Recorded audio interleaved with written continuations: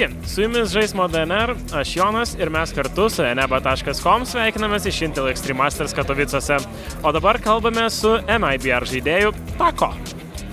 Okay, so Tako, it's sad that you lost yesterday, but you seem pretty happy. So, could you why are you so happy still, and what happened yesterday, basically? I already moved on. Of course, it's sad losing. It's never good losing, but we have to keep going. And we had a good tournament overall. We lost to the best in the world. We are not happy because of that, but we know that if we keep working the way we are, we're gonna get there soon. Yeah. And what do you think makes Astralis such a monster? It seems they're nearly impossible to stop. It's not impossible. We have done this before, and we're gonna do this in the future. And but they deserve to be there because they work really hard. They have an amazing team play. The way they study the game, the way they play the game, it's really difficult to play against. But it's not impossible. Nothing is possible, and I hope we can prove that in the future. And now you guys are back with full Brazilian roster. So how do you guys feel about that? How is it different for you, for example, from Liquid? I was already used in communicating in English because I was playing for Liquid for 10 months. And in the beginning for me, when I joined MIBR, the first practice, it was not easy. I was still communicating some stuff in English, so but they could understand as well because they were playing with two Americans. The only one that would be lost would be Phelps because he was still playing for Brazilian lineup and communicating in Portuguese. But for me, it's really good because our chemistry, even though we split up the team, our chemistry just kept the same. We were still friends. When I was playing for Liquid, I was living in Los Angeles, and they also live in Los Angeles, MIBR guys. So we would always hang out and meet in the weekends, talk as friends. So our chemistry was always good, and I think that's the biggest factor that makes me happy to be back in this team. Also, communicating in Portuguese feels much better after one month practicing and communicating every day in Portuguese feels much better in game as well. And the fact that we played so long together in the past and we accomplished a lot of stuff, we won a lot of tournaments before, give us a boost of confidence, we have done this before, we can do this again, and everyone in the team wants to win, and I think that's the best part, at least for me. And now you guys are playing under this legendary banner of MIBR, and what does it mean for you as a Brazilian, from a national pride perspective, to play under those colors? That's just amazing. MIBR represents a lot in Brazil, not only for CS, but it carries our country's name, So made in Brazil, and that's really strong, right? That makes you, as a Brazilian, that makes you really proud to use this, to represent this tag. And now we are even wearing a yellow and green jersey, which is also amazing as well. And we have the support of the entire country, everyone that likes these sports, not only CS:GO, but from other games as well. If they watch these sports, they are supporting MIBR as well, and that's an amazing feeling. Representing my country is something that I can say I dreamed before because I wanted to be a football player.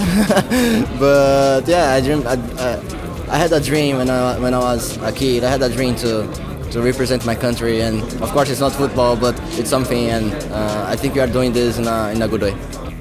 And now we see a lot of Brazilian teams and players coming to the scene, and they're doing pretty well, especially when talking about tier 2, tier 3. So how do you feel about the CSGO scene in Brazil in general? I think we have still a long way to go, but we always had great talents in Brazil. 3 years ago, we had Code Zero, for example. Code Zero was just a normal player, tier 2 player as well, playing in Brazil, and then he joined LG at the time, and then he became, Code Zero. So we always had good talents in Brazil. We had, in the past, I think the second generation after Fallen, Fur, and those guys. After that, we had Cold, me, Henning, Lucas, even Showtime, Phelps, which is an amazing player as well. And now in the third,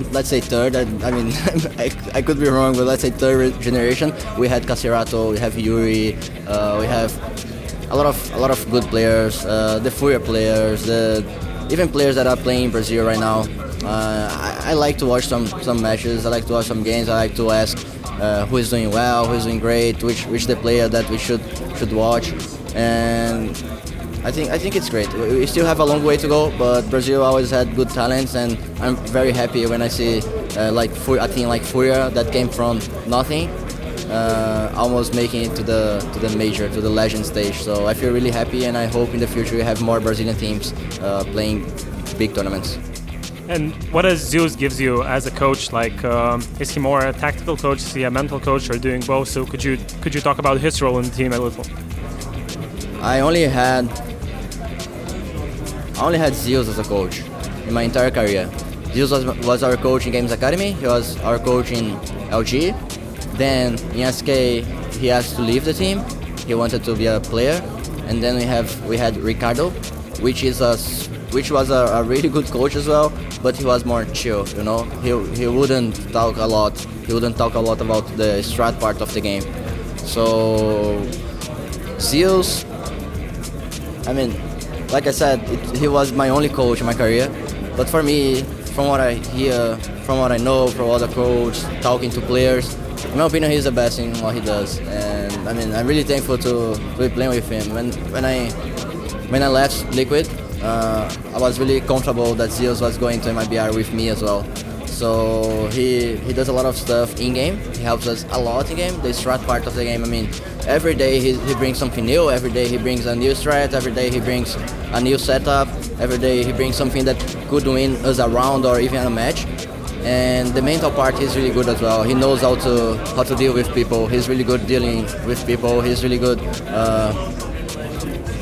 He's really good putting the pieces of the puzzle in the right place. So I think Zeus, he's really good in all he does, and in my opinion, he's the best in the world. But like I said, I could be wrong because I only had him as a coach my entire career.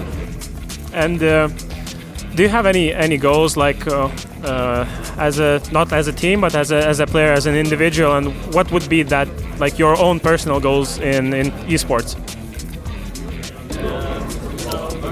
I'm a very, very team player best person. Like, for me, it's gonna be always team first. Always. Like, I don't even think about myself. My team being the best is what matters for me. But individually, it's not really important. But I mean, I want to make it to the HLTV top 20 ranking because in the best years of my career, which was 2016 and 2017. And 2018 as well. No, 2018 was bad. It was last year.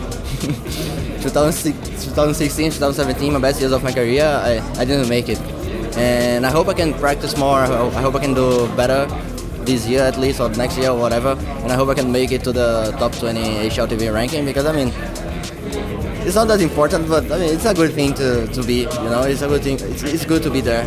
And between around the best players in the world, I mean, it would be good for me. So I think individually, that's my only goal. Maybe getting MVP in some major. I don't know. I think that's too much for me. But yeah, individually, I don't have high goals. But as a team, I do. That's my favorite part of being a team. I want to make my team a winning team, something like this.